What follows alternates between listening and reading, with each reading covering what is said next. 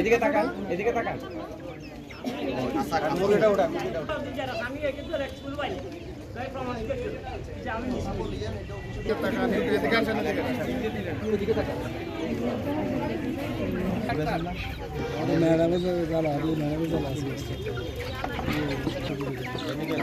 আগে ভালো ছিলাম, বন্যার পরে অনেক আমরা ক্ষতিগ্রস্ত হয়েছে। এখন আমরা আগে আনাই ধরেন না, এগুলা পরিশোধ করতেছে। মরক 10টা করে দিচ্ছে, আর খাদ্য 10 কেজি দিছে, টাকা 1000 করে আমাকে দিছে। আপনার কথা আমরা ধন্যবাদ। আমরা আজকে মুরগির খাদ্য দিছে 10 কেজি, মুরগির খাওয়া স্যালাইন দিছে, মুরগি 10টা দিছে। আমরা এগুলো খাইছি আলহামদুলিল্লাহ।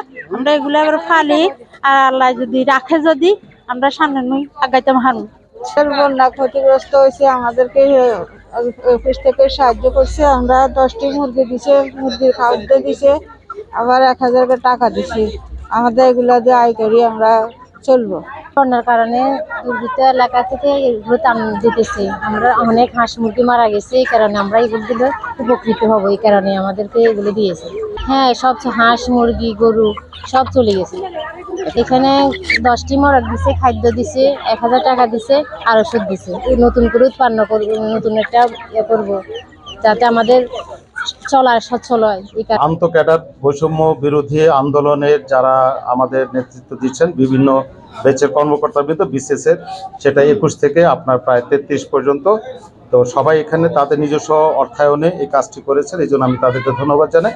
আর পাশাপাশি এটা নিয়ে সরকারের একটা দীর্ঘমেয়াদী পরিকল্পনা আছে, আমরা সেটার প্রসেসগুলো আমরা করছি, এবং অচিরে আমরা আশা করতেছি যে ক্ষতিটা হয়েছে সে ক্ষতিটা যতটুকু আমরা তাদেরকে সহযোগিতা করতে পারি পাশে দাঁড়াবো। এবং এটা প্রায় 1 থেকে 1.5 মাস ব্যাপী যারা প্রান্তিক কৃষক, আমি আবারও বলতেছি, প্রান্তিক কৃষক যাদের 1টি থেকে 2টি করে গরু আছে, তাদের জন্য একটা দীর্ঘমেয়াদী খাদ্য সাহায্য, পাশাপাশি সরকারের এই পরিকল্পনা আছে যাদের গরু মারা গিয়েছে, মুরগি মারা গিয়েছে অথবা ভাসিয়ে নিয়েছে, তাদেরকে পুনর্বাসনের জন্য এটা সরকারের পরিকল্পনা আছে। আশা করি এই পরিকল্পনা দ্রুত বাস্তবায়ন হবে পানি সম্পদ অধিদপ্তরের মাধ্যমে, এবং আমাদের মন্ত্রণালয় এবং আমাদের মাননীয় উপদেষ্টা মহোদয় এবং আমাদের সচিব মহোদয় এবং মহাপরিচালকের মাধ্যমে।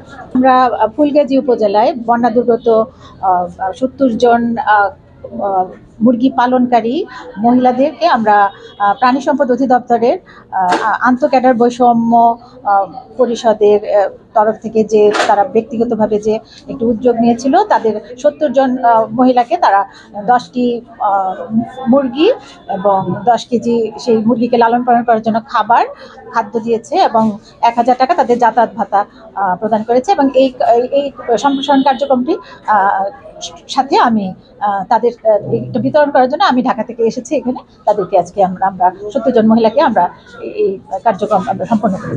আমাদের প্রাণী সম্পদ বিভাগে অধিদপ্তর থেকে আমরা সবসময় প্রাণীজ পুষ্টি এবং আমাদের নিজস্ব উৎপাদনে আমরা প্রাণীজ আমিষের চাহিদা মেটানোর জন্য যে আমরা কার্যক্রম গ্রহণ করে থাকি, তারই ধারাবাহিকতায় আমরা এই কার্যক্রমটা গ্রহণ করেছি।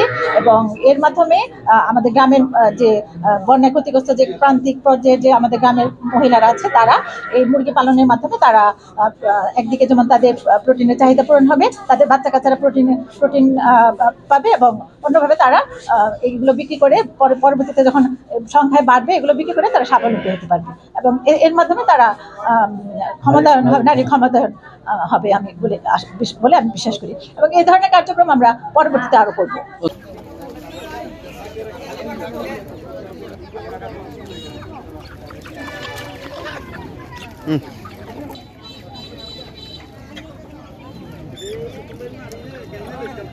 শুনি